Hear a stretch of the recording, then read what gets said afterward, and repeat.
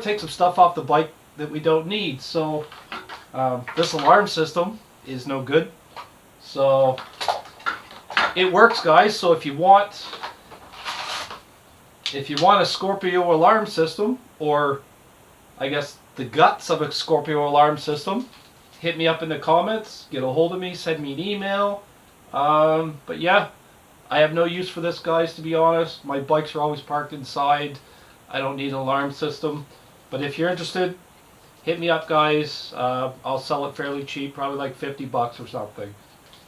Also, if you guys need some load resistors, these would essentially be for probably an older style bike before they did some plug and play type stuff. This would be for LED signal lights where you have to slow down the blinking, guys. If you need a set of these resistors, again, shoot me a message, drop a comment in the video, send me an email. I probably do not have a use for these. I don't know what these things cost, but I think if you try to buy them or find them at an electronics shop, they're, I'm going to say maybe 5 to 10 bucks a resistor. I don't really know. It's been a while since I shopped for anything like this. But if you need a set of load resistors to slow down your LED signal light, your flashing, hit me up, guys. So a couple things I want to do first before we get too far into the bike. I want to take off this front nose cowl. I'm not sure if you could see way down in there.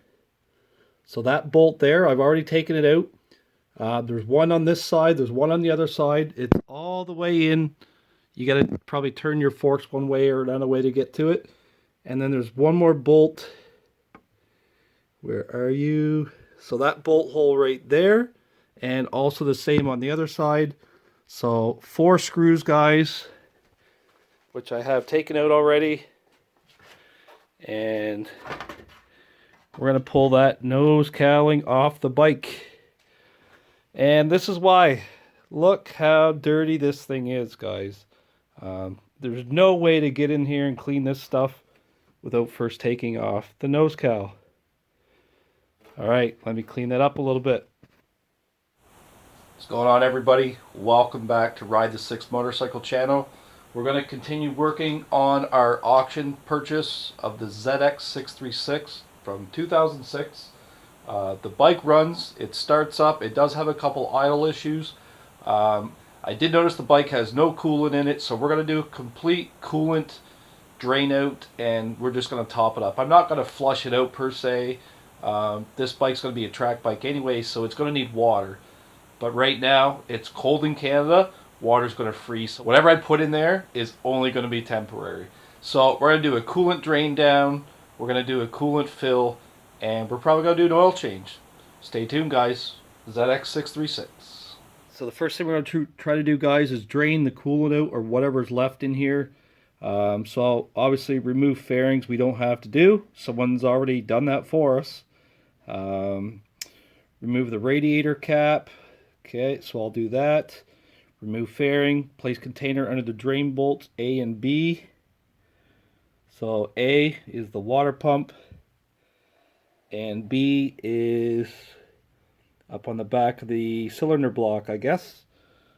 Okay, so drain the coolant, blah blah blah. Remove the reservoir tank. Remove the cap. Okay, so it's fairly straightforward, guys, and there's the torque settings on the bolts for the coolant. So the water pump and the cylinder head bolt. Alright, let me go get under the bike here. Let's get this coolant drained out. So here we are, guys, on the far side, or the left side of the ZX6. This bike has a little, looks like a little oil overflow bottle or something coming off the airbox, or maybe off the fuel tank. Not really sure. We're just going to move that out of the way. This bike also has some very soft bendy clips for helping with cable management and stuff like that. Anyways, this is our very first drain point. This is the bolt on the water pump. Let me see if I can get that out. We got a bucket ready over here. I don't expect a lot of coolant coming out of the bike because it's pretty low, but without making a mess, I'm going to try to get that drain bolt opened up. And also, before I do that, you're going to want to open up your radiator cap. You can see there is zero fluid visible in the rad. This cap, you have to turn it to the left, and then you have to push it down and turn it to the left in the second stage, and the cap pops right off. Okay, let's go drain it. This is kind of tricky. I've got my tripod set up over here, and I've got a light in my hand, and I've broken the bolt loose. I'm just going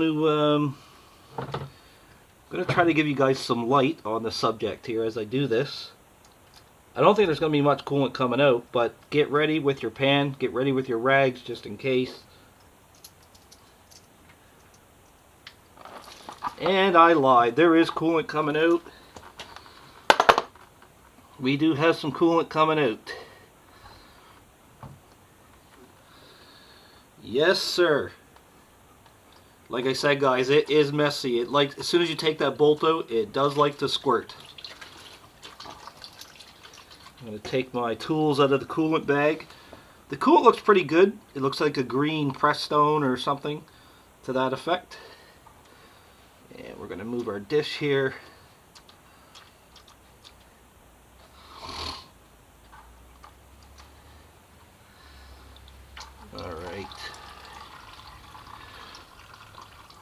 Alright, I'm going to let that finish draining out, and then I'm going to attack the second bolt.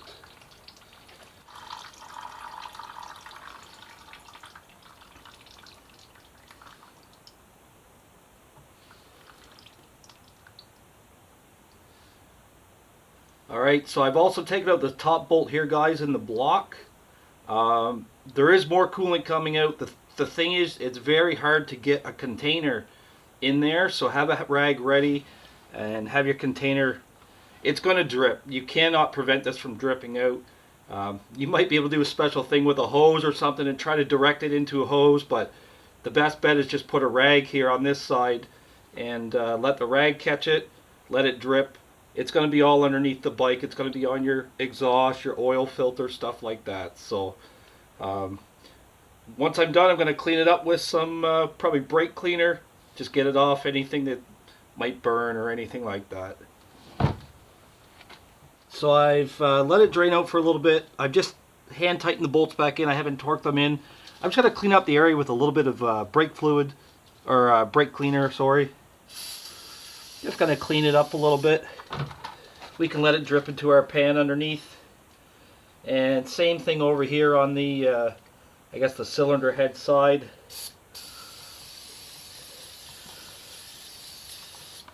We'll just let that clean itself. Alright, drip it into the pan. Let's get these bolts torqued back into the proper spec, and then we're going to do, well, I can tell you right now, I can see the fluid level is pretty much zero in the reservoir bottle. I'm not going to remove the bottle probably, I'm just going to try to top it up. This is the location of your coolant reservoir. You can see it's under the gas tank. There are two bolts there and there that hold the reservoir in, and you can check your fluid level here on the side. When I checked the other day, this thing was basically below the low point, so it's kind of in a weird spot. It's kind of hard to fill. Like, it kind of sucks you have to lift your tank up to do this kind of stuff on this bike, but anyways, it's here. Once you get the bolts out, you can kind of maneuver the tank up a little bit. It's hard to do this, guys, with holding the camera and stuff at the same time.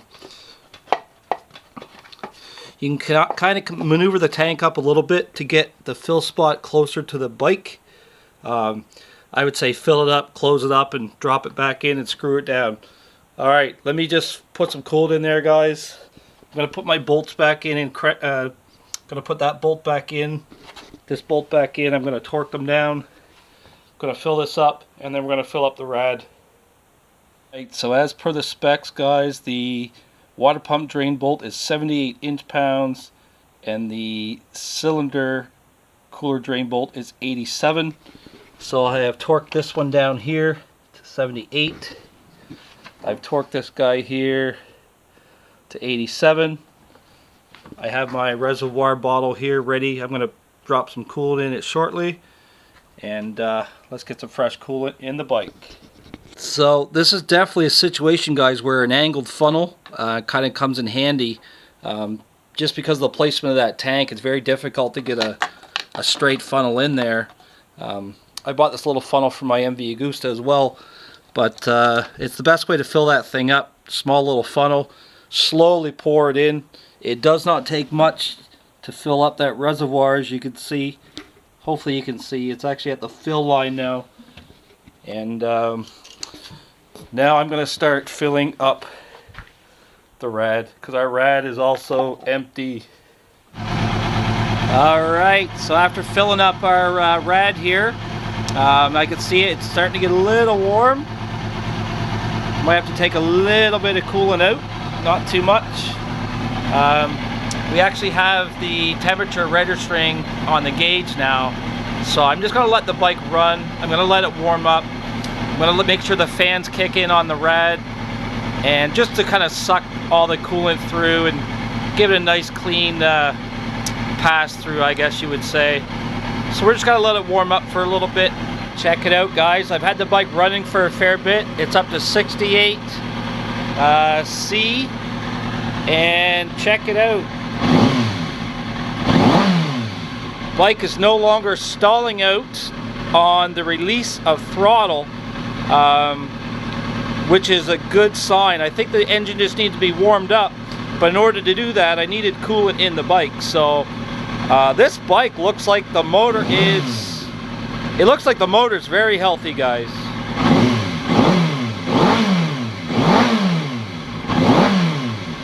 Wow, sounds amazing. Sounds great. You can see I got a fuel light blinking. I don't have a lot of gas in the tank. We've got the coolant done in the ZX636. Today we're going to do the oil change. And to do that, we just need to get at that drain bolt right there. That's your oil drain bolt. So what I'm going to do, it's a little chilly in my garage still. It is snowing outside again. So I'm going to start the bike up, going to let it warm up a little bit, and then I'm going to crack that drain bolt. Let's get right to it. All right, let's start her up. I'm going to prime it a couple times just to make sure. There we go.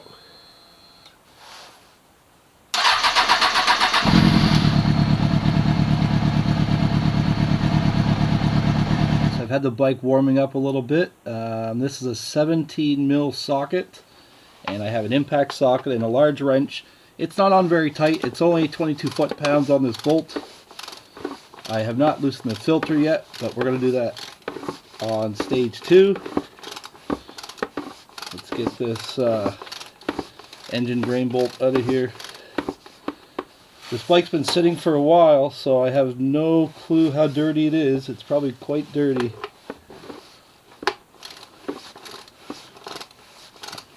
The coolant seemed okay when I took the coolant out of the bike, but this here I cannot tell you.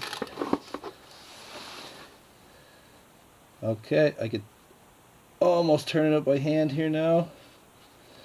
Alright, get ready to catch your oil. I'm going to get it all over my hands somehow, I guarantee it. Alright, there we go. Oil is coming out. It is pretty brown looking, which is to be expected. So we'll let that drain out, and we'll grab the filter. I don't know if you've ever seen something like this. This is a reverse gripper for, it's a 3-prong gripper for removing oil filters. It comes in handy. I've used it before. You can buy this at Canadian Tire. I know space is a little tight here because we have our rad hose right here in the way, our coolant hose. But basically, as you remove the filter, this wrench tightens because this is original filter, I assume, and it does not have the nut on the end of it. So let's see. Oh, there we go. I can see the filter moving. See that, guys? So this little wrench is handy. You're looking at less than 20 bucks at Canadian Tire to get one of these 3-prong grippers. It's, if you ask me, it's better than the cap one that goes on the end of the filter. We've got a lot of oil draining out. I've got a cloth underneath just so I don't get oil all over. Well, the exhaust isn't in the way, but my rad hoses are. Let's get this filter out. There we go, filter's out. Oh, this filter's been replaced before. This is a high flow filter, HF204. They're good filters. I know a lot of guys that are using these filters, and they're quite inexpensive. You're looking at $15 to $20 Canadian for one of these filters. Very inexpensive. I'll give you a closer shot there of the filter location. It's not so bad, but on this bike I assume you would have to remove your fairings. Luckily someone's already done that for us. Let's grab our new filter from Kawasaki. If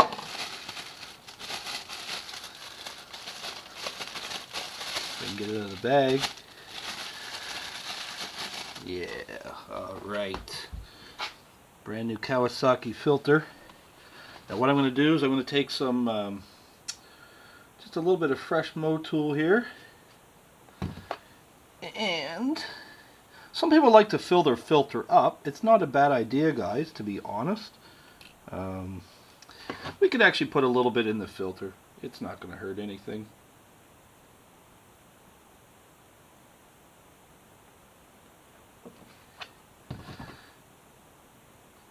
It doesn't really take a lot. That's pretty full. And you want to make sure that you wet this seal around your filter before you put it on. Hopefully I haven't overfilled it. Maybe I have too much oil in there to put it on, but let's see. Let me dump a little bit. It's cool. I'm not too concerned. But yeah, make sure that seal's wet. And you're just going to screw it on the bike. You can screw this on by hand. It does have a specific torque setting. I think the torque setting for this ZX636 is 23 foot-pounds, and it's 22 foot-pounds on the oil drain bolt. So I'm just going to snug it up by hand right now. I don't have a nut on this one, so I don't necessarily have a way to torque this filter in.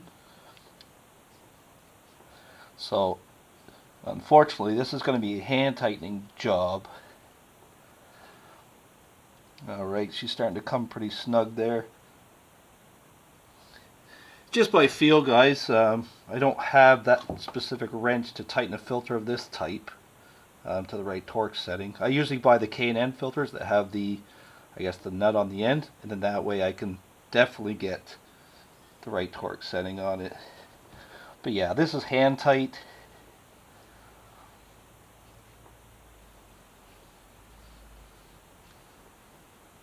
Alright, that's pretty good. I can't get it too much tighter than that just by hand, so we're good there. Alright, let's get our engine drain bolt in, and then let's get some fresh mow tool in the bike. So we're going to tighten this drain bolt back in. I have my torque wrench at 22. Okay, and again, this is a 17mm drain bolt.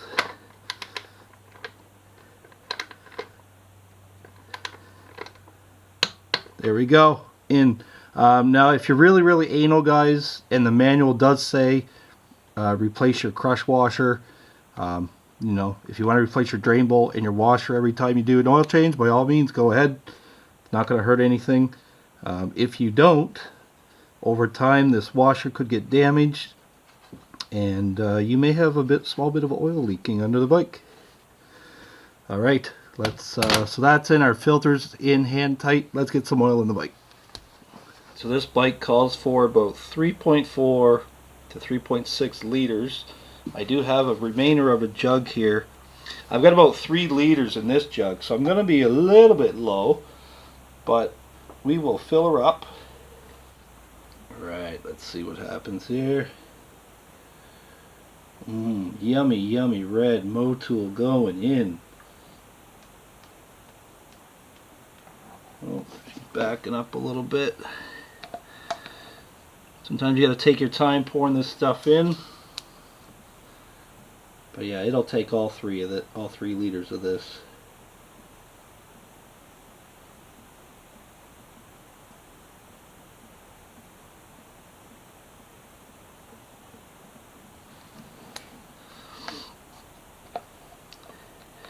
They don't have a very big fill spot on this bike. I can literally see the clutch basket sitting right there where the fill spot is.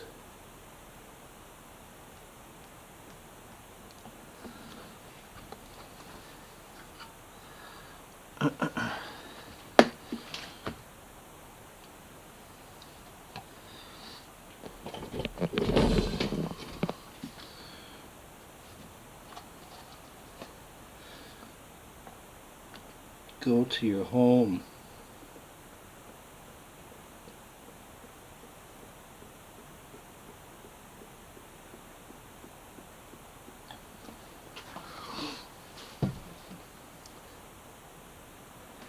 You can see the oil level on the bike starting to come up a little bit.